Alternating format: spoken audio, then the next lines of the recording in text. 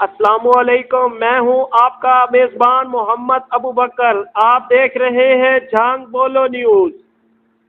New اور تازہ update کے ساتھ آپ کی خدمت میں حاضر ہیں۔ ہمارے نمائندہ کی اس رپورٹ کے مطابق 14 فروری شام 6:30 بجے جب چیئرمین پی ٹی آئی رہا ہو کر واپس آئے تو پہلی زوم میٹنگ کے اندر یہ کہے کہ اب جناب آپ نے مولوی فضل الرحمان کے مدرسوں کے باہر مظاہرے اور جناب مار دھاڑ شروع کرنی ہے۔ یہ اللہ پاک کو حاضر ناظر جان کے لا الہ الا اللہ محمد رسول اللہ کلمہ پڑھ کے میں کہہ رہا ہوں، میں زوم میٹنگ میں بیٹھا ہوا تھا کہ جب یہ کہا جائے کہ اب آپ نے مولوی فضل الرحمان کے مدرسوں کے باہر مظاہرے اور جناب آپ نے چھینا چھپٹی شروع کرنی ہے، اس کا کیا مطلب تھا؟ اس کا مطلب یہ تھا کہ عرب سپرنگ کی طرح عرب ممالک میں جو خانہ جنگی گلی محلوں میں شیعہ سنی کے نام پہ تھی، اب وہ یہاں پر جو بندی بریلوی شیعہ سنی پارٹی پالیٹکس کے نام پر پہلے فوج سے لڑایا گیا، پھر جناب 3 دن بعد ہی واپس آ کر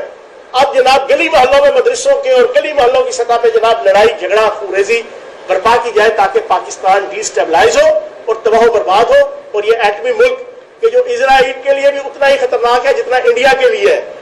اس کو جناب اپنے رستے سے ہٹایا جائے، اور اس پہ پاکستان کے بھی کچھ ایسے مشکوک گروہ جو اوورسیز پاکستانی کی حیثیت سے بھی اور پاکستان کے اندر بھی ان کو سپورٹ کرتے رہے اور ان کے اعلی کار رہے۔ تو اسرائیلی لابی کی اگر چیخیں نکلی ہیں تو بنیادی طور پر کیوں نکلی؟ 9 مئی کے واقعات کے بعد پاکستان کی اسٹیبلشمنٹ نے جب طے کر لیا کہ اب ہم نے یہ چیز نہیں چلنے دینی، اور ہارڈلی اس کو جناب بڑے ہارڈ وے کے اندر جناب کرش کر دیا، انہیں سمجھ آ گئی کہ ایجنڈا فلاپ ہو گیا ہے، انہیں سمجھ آ گئی کہ پلاننگ ساری فلاپ ہو گئی ہے، انہیں سمجھ آ گئی کہ اب یہ پلاننگ مزید چلے گی نہیں، تو وہ بے ساختہ جس ملک کے ساتھ تمہارا سفارتی تعلقات نہیں، جس کو تم نہیں مانتے، جو تمہیں نہیں مانتا، تم کس طریقے سے جناب ایک ماسٹر اور ایک استاد اور ایک پیٹرن اور چیف پیٹرن بن کے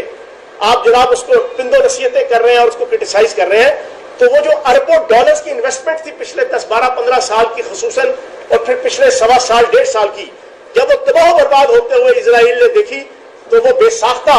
اس نے جناب اس پورے ایشو کو انسانی حقوق کے نام پہ مولوی فضل الرحمان کے مدرسوں کے حوالے سے جو بات کی،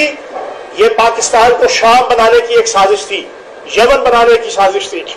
لبنان بنانے کی سازش تھی، ٹھیک ہے جی۔